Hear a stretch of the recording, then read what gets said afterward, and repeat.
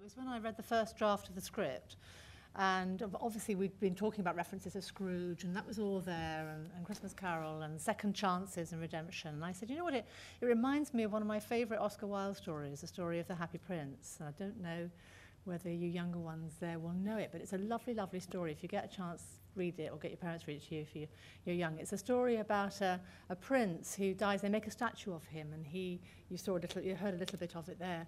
And he's there, he's looking down as a statue, he's looking down on the town, and he realizes that all the people in his town are really poor.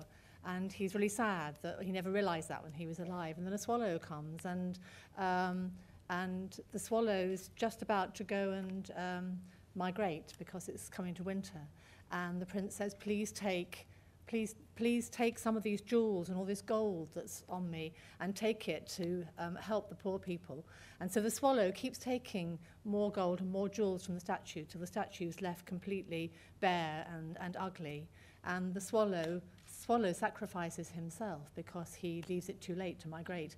And it just, the whole story reminded me of that beautiful sense of sacrifice and of second chances, really, of doing something noble and good for somebody else and being given a second chance. So there was a whole Jack and Nori opportunity missed here, I think, wasn't there? It was every word then. So in terms of for you both, Connell and Sue, at what point was this kind of pitched to you? Because obviously, did you come up with, was it all the money or majority of the money? Well, I sort of was with it like years and years ago with John, and we were talking about a different project that was sort of related to a fairy of lost things.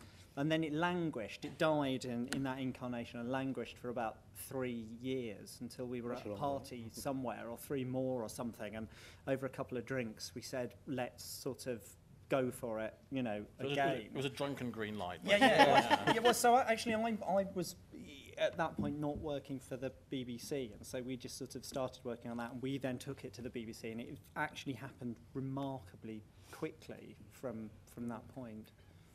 Tried the story. I mean, tried the idea of lost things. I mean, there are, somebody who could bring back lost things. Had a guy who's worked in a lost luggage thing at one time, and fairies as Connell says, and sort of lost people in lifeboats. I've just always got this idea that there's just something fascinating about somebody who can bring back lost things. Because when you pitch it in a room, you go round and everyone starts saying, well, I lost this, I lost that, and eventually somebody says, well, I lost something, I lost my mother, I lost my sister, or something like that. And it always comes down to those very human sort of losses. And I thought, if we could, sort of the idea of parallel universes and all that sort of stuff, but don't really tell that, don't explain it, just do it. I mean, it could all be a dream, you don't know. I mean, it could just be Goose goes to sleep and wakes up and it's a dream, who knows? And by CBBC standards, and actually by BBC standards anyway, it's an expensive production, isn't it? And obviously children's TV has been one of the areas that we've seen a lot of cuts in over the years, throughout sort of, all the different sort of TV channels and so forth. I mean, was that a big decision to make in terms of the money? Yes, it is. It is a big production for us. I think we wanted to do a Christmas special, and it was a co-commission between CBBC and BBC One. So it'll go out first of all next Sunday evening at 5:30 on BBC One. So you can all watch it again and tell all your family to watch it. And then it will go out, you'll have another opportunity to watch it on CBBC on Christmas Eve at 5:30. So that way, hopefully, the widest possible audience will get to see it. And we hope that everybody from the youngest to the oldest will watch it together. And then every Christmas for the next 30 years.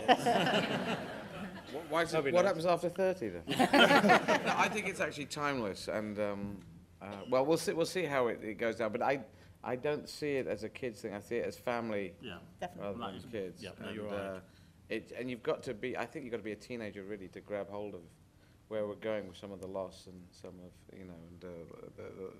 There's a Dickens thing there as well, isn't there? I mean, the whole Dickensian theme with kind of Oliver Twist or Great Expectations, which Larry does so beautifully, I think. Yeah, we've ripped off everything, actually. Let's bring David all the references are Let's bring David into it. So, David, there is a novel now of Lost Christmas, isn't it? Which came first, the screenplay or the novel? The screenplay came first, and then someone, possibly John, said that it'd be a good idea to have a novel too. Was it you? Oh, absolutely, yeah. No, and I jumped at the chance because I wanted to write a novel. So. But was that something you had to do very quickly to fit in with the schedule, or was it quite a long time ago that? Well, that was John and I had mooted? written 17 drafts of the script, so it was when I came to write the novel, we knew the story. And did you write it purely of the end product? You didn't kind of include any of the stuff from any of the early Oh yeah, drafts? all the stuff John and I disagreed with is now in the novel. Yes, there's some interesting changes. It's slightly different. So yeah, there's lots of little differences. yeah, everything we argue Yeah, it's about. fascinating to see where the difference The author's revenge. Yeah. Larry, let's come on to you. Now, anybody watch, I mean, first of all, congratulations. It is a fantastic performance. Thank you very much. And Yeah. anybody...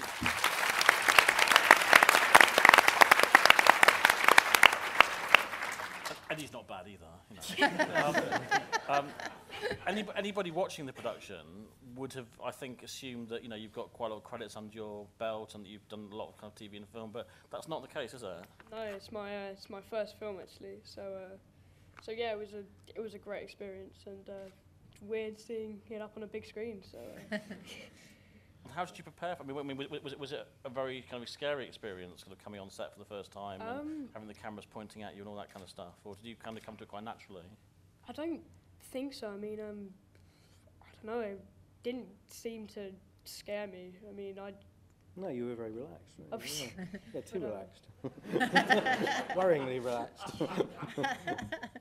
yeah, I mean, the whole prospect of this whole thing never really scared me in any sort of way. I was just very, very excited, and of course I've never done anything like this before, so I don't know really. It was just came on to me, and I mean the whole time I was there, it was just brilliant, and I love shooting it, and it's a great film after watching it. So I saw you in a little rehearsal room in just outside Soho, didn't I? And your dad was waiting outside, and I said, I'm just going to workshop him for a little while. And like 2.5 hours later, his dad said, I thought he was only going to be 10 minutes, so I'll have to cancel. And he'd had about 3 appointments, didn't he? Oh. And he did such a brilliant job. We just took him all through the script. And the amazing thing about Larry is you can just give him, you know, he's one of the few kids, you just give him a whole page of notes. So every sort of single line you say, how about doing this, how about doing that, how about doing that? And he goes, oh, all right. And you think, oh, well, he's going to get 1 or 2, and then I'll do another take. But, you know, he'd just go bing, bing, bing, bing, and I'd go tick, tick. I'd like to say that John worked very well with Larry, and because obviously it's really difficult for Larry. You just walk straight in and you got this role, the kind of role that I've been trying to get at his age, but I get at my age.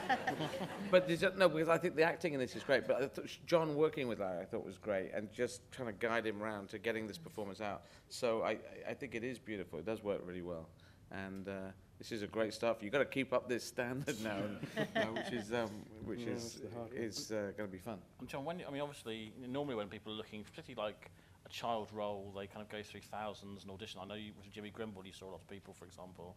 Yeah, I saw about 3,000 for Jimmy Grimble, but actually I saw 1 for this. It's 1,000? No, 1 person. It's a really, really strange story, because actually Larry was up for something called Horrid Henry, and my casting director, Something Suzanne... cool, yeah, something cool, yeah. But my casting director, Suzanne Smith, who's just absolutely amazing, I've worked with for years, she just rang me one day and she said, I've just done these auditions.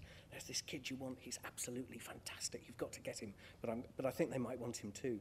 And so she said that to me, and I thought, oh, great. And I waited until they'd cast Horrid Henry, and then I realised that they didn't want anyone who had no experience. And I just loved the idea of, I mean, I've always used kids who have no experience, from Thomas Sangster onwards, you know, and sort of like Lewis Mackenzie and Jimmy Grimble.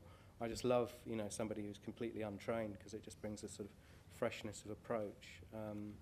So, you know, I saw him, but I obviously had to pretend that I was seeing other people. I said, well, we're obviously seeing this. They're all sitting So out I there. goes, but actually, I turned around to Suzanne at the end and I said, no, I don't want to see anyone else. He's brilliant.